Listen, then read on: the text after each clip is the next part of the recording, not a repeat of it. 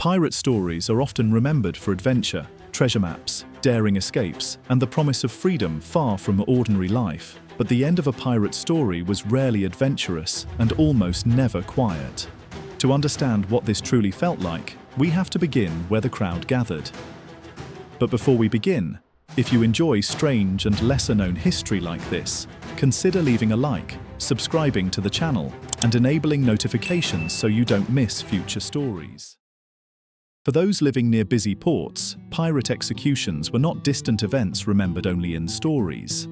They were gatherings that quietly pulled people away from daily routines and toward the waterfront, often long before anything visible had begun. News traveled in fragments, overheard conversations, brief exchanges between sailors, quiet speculation along market paths. As word spread, routines shifted. Conversations lingered. Small groups formed along streets leading toward the harbour, walking together with a curiosity that felt difficult to ignore. Reaching the waterfront became part of the experience itself. People searched for places where their view might remain unobstructed, leaning against railings, standing on crates, or settling along worn wooden posts shaped by years of spectators before them. Others arrived early and remained still, as if movement might cost them the vantage point they had secured. The crowd never fully settled. Individuals adjusted their stance, shifted their weight, and glanced repeatedly toward the same empty space where the execution would eventually unfold. Conversations began and faded quickly, replaced by the quiet anticipation shared among strangers standing side by side.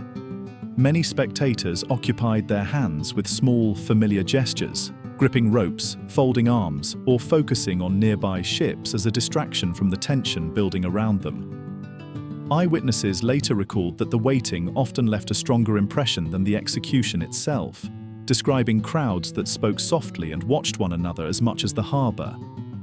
As time passed, the waiting became the defining activity.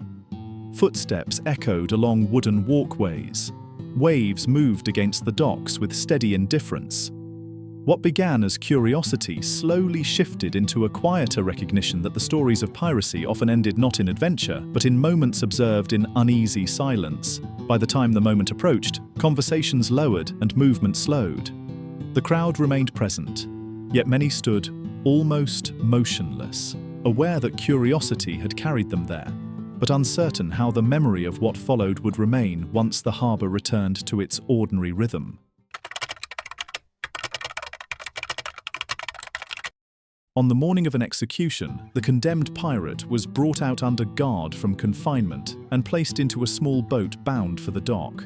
The journey itself became part of the spectacle, as the slow movement toward land signalled that the final stage had begun. Guards remained close, their presence calm but deliberate, reinforcing that the sequence unfolding was controlled and irreversible. As the boat moved through the harbour, the distance between sea and shore felt increasingly symbolic. The vessel that once represented freedom now carried the prisoner toward a setting defined entirely by consequence. When the boat reached the dock, ropes were secured first, and brief instructions were exchanged among officials overseeing the process. The prisoner was then escorted from the vessel and led toward a nearby holding space, where guards maintained close watch while final preparations were made. This pause was often quiet and procedural, allowing time for the scaffold to be readied and for officials to confirm that everything was in place. Within this holding area, movement slowed. Some prisoners remained silent, while others spoke briefly with guards or clergy. The confined space offered a final separation from the open harbour, reinforcing the transition from arrival to the moment that would soon follow. A chaplain was often present, offering prayer or final counsel before the execution. Some pirates listened quietly, while others rejected the attempt at repentance. These exchanges were rarely dramatic, unfolding instead as quiet conversations that emphasized the ritual nature of the event rather than spectacle. Once preparations were complete, the prisoner was escorted from the holding area and guided toward the wooden platform.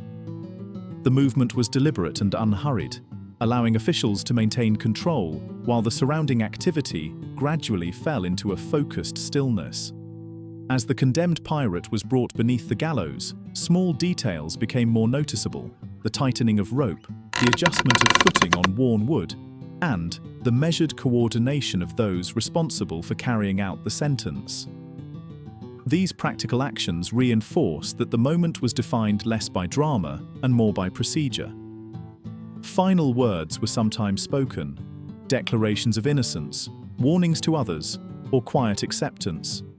Regardless of what was said, the atmosphere reflected a shared understanding that the sequence unfolding had moved beyond rumor and into consequence. With the preparations complete and the prisoner now positioned beneath the gallows, the atmosphere shifted noticeably. The waiting had ended, and what followed was no longer speculation, but the moment everyone understood was about to unfold. If you enjoy strange and lesser-known history like this, consider subscribing, leaving a like, and turning on notifications. And if there are topics or moments from history you'd like to see explored next, feel free to leave your suggestions in the comments below.